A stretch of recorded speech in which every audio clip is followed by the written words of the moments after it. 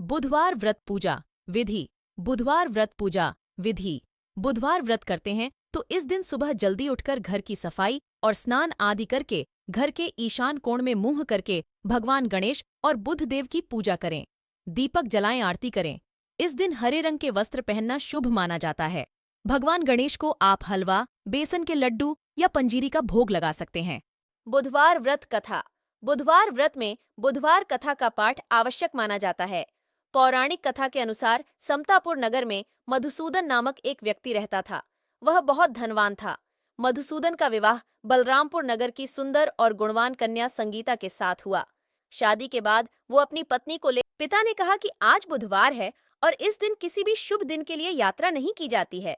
इस पर मधुसूदन ने कहा कि वो इन सब बातों पर विश्वास नहीं करता है और अपनी पत्नी को लेकर चला गया। दोनों कुछ दूर ही चले थे कि उनकी बैलगाड़ी का पहिया टूट गया।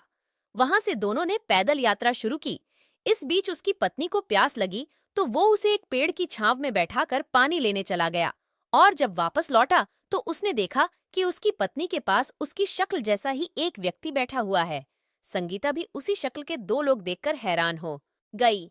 इसके बाद उन दोनों व्यक्तियों में युद्ध होने लगा कि कौन सच्चा है और कौन झूठ बोल रहा है। इस शोर से आसपास कई लोग जमा हो गए और उन्होंने सिपाही को बुलाकर उन्हें नगर के राजा के सामने ले गए।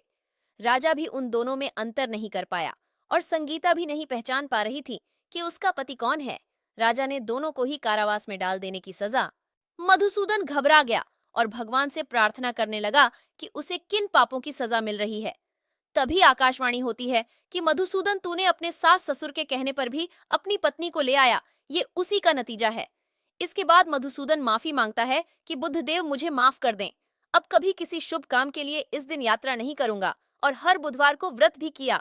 इस प्रार्थना के बाद बुद्धदेव ने उसे माफ कर दिया। उनके ये कहते ही सामने खड़ा व्यक्ति गायब हो गया। राजा और सभी लोग इसे देखकर हैरान हो गए। इसके बाद राजा ने मधुसूदन और उसकी पत्नी को सम्मान के साथ विदा किया। कुछ दूरी पर ही उन्हें बैलगाड़ी मिल गई और दोनों अपने राज्य की तरफ चल दिए। इसके बाद मधुसूदन और उसकी पत्नी हर बुधवार को विधि के साथ व्रत करने लगे और इसके बाद दोनों सुख के साथ अपना जीवन यापन करने लगे।